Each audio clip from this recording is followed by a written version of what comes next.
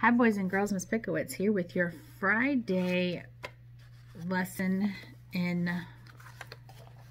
reading, and this is for, it's actually posted in language arts, but it's reading, it's balanced literacy, it's guided reading.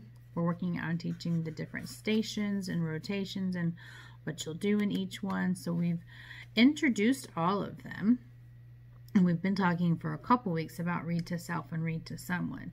And we've been practicing read to self together on our video. I've also introduced 3 new sight words, or our first 3 sight words yesterday. So let's quickly go over our sight words. It's A, like I see a cat. I see a pretty rainbow. The dog is barking. The toy is new. And I like red and blue. I like pickles and popcorn, just because that's something we do at Southwest. So here is A,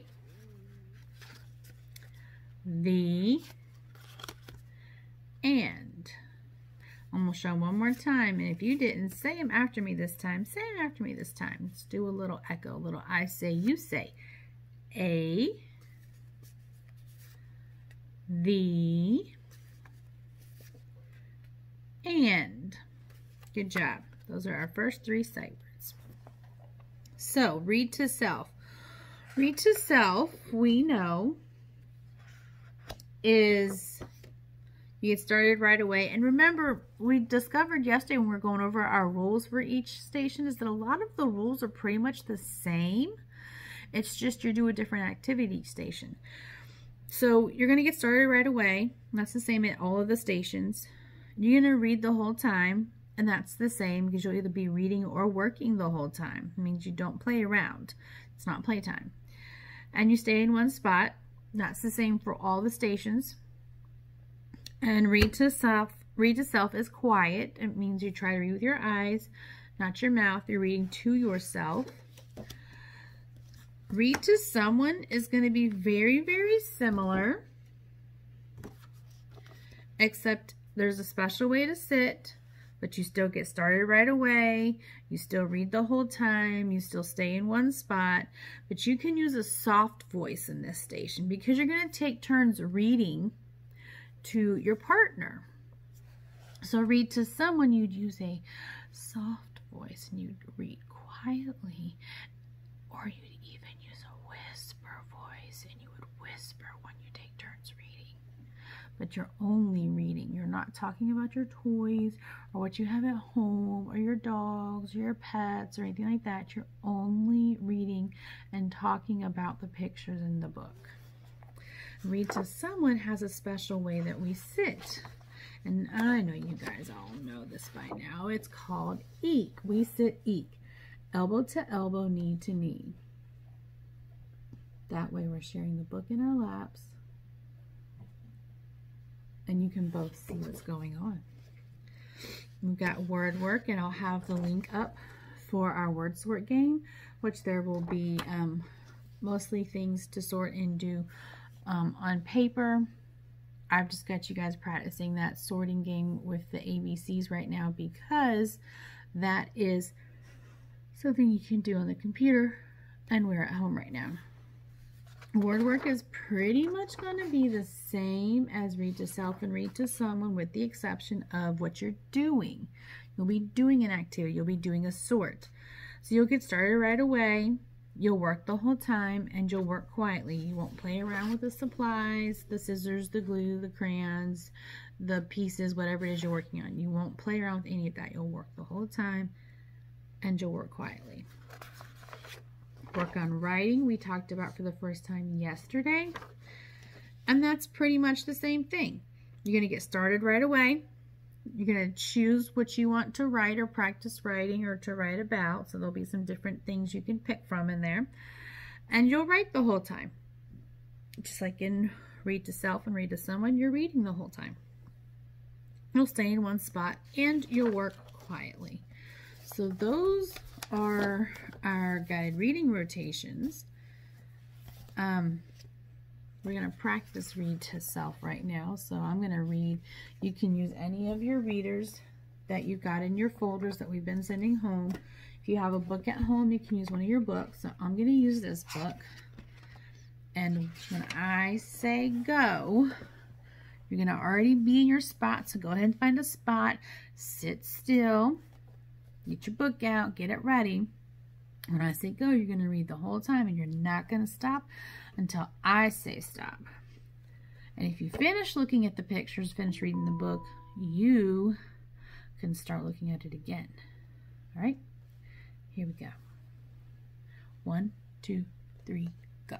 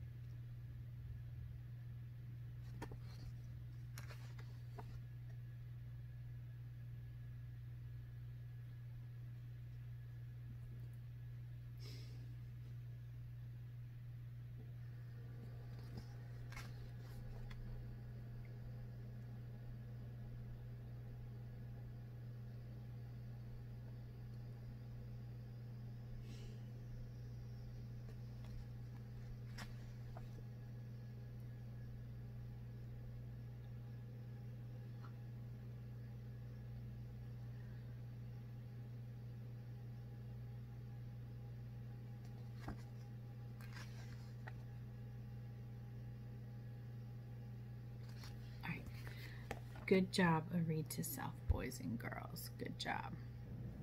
Okay, so we are going to read My Lucky Day one more time.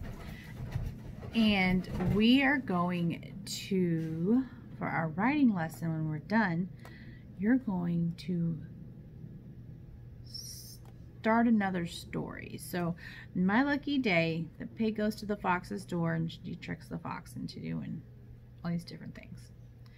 The very end of the book, she knocks on Bear's door. So you're going to come up with something that the pig might trick the bear into doing for her. And then we're going to make a class story.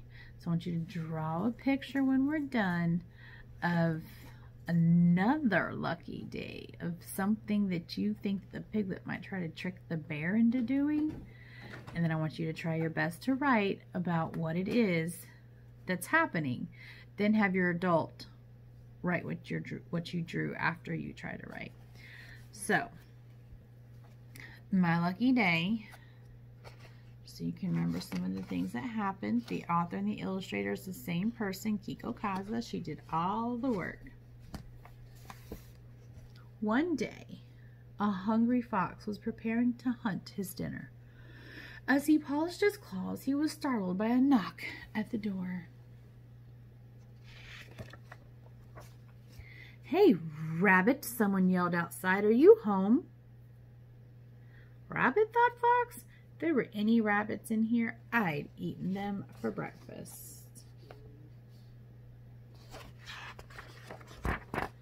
When Fox opened the door, there stood a delicious-looking piglet. "Oh, no!" screamed the fox. "Oh, yes!" "Oh, no!" screamed the piglet. "Oh, yes!" screamed the fox. "You've come to the right place." He grabbed the piglet and hauled him inside.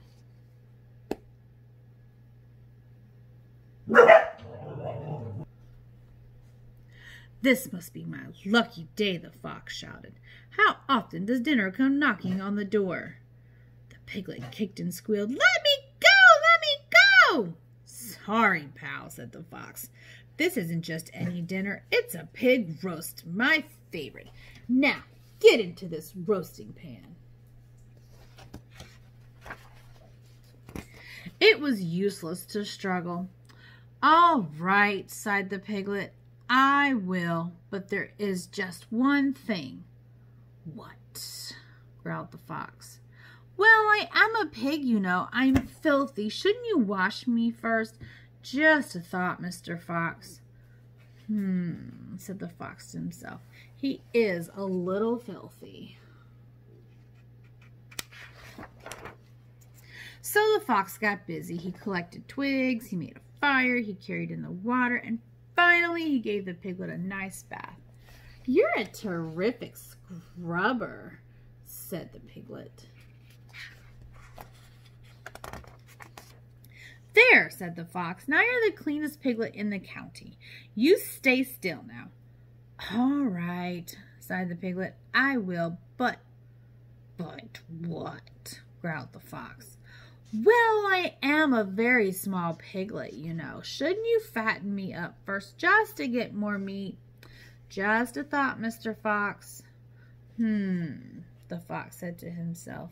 He is on the small side. So the fox got busy. He picked tomatoes, he made spaghetti, he baked cookies, and finally he gave the piglet a nice dinner. You're a terrific cook, said the piglet. There, said the fox. Now you're the fattest piglet in the county, so get into the oven. All right, sighed the piglet. I will, but... What? Shouted the fox.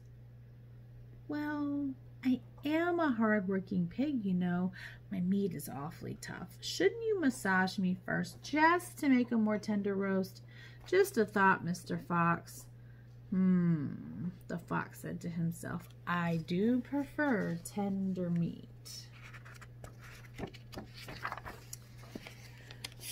So the fox got busy. He pushed and he pulled. He squeezed and pounded the piglet from head to toe. You give a terrific massage, said the piglet.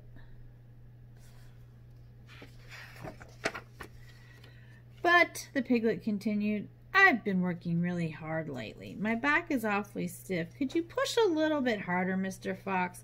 A little to the right, please. Yes. Now a little to the left.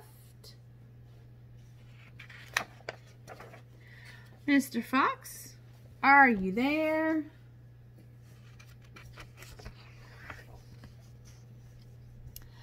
But Mr. Fox was no longer listening. He had passed out, exhausted. He couldn't lift a finger, let alone a roasting pan. Poor Mr. Fox, sighed the piglet. He's had a busy day. Then the cleanest, fattest, and softest piglet in the county picked up the rest of his cookies and headed for home.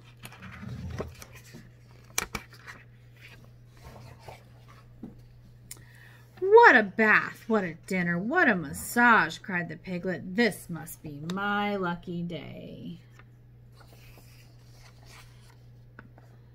When he got home, the piglet relaxed before a warm fire.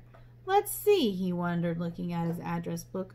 Who shall I visit next? There's his cookies. There's the address book. And he visited Fox. Wolf is still on the list. And he visited Coyote. And there's Bear. Look at whose door he's knocking on. So you're going to write something that you think he's going to trick Bear into doing, so we can make a story another lucky day. Draw a picture and write about it. I can't wait to see what you come up with. Have a great weekend, boys and girls. Bye.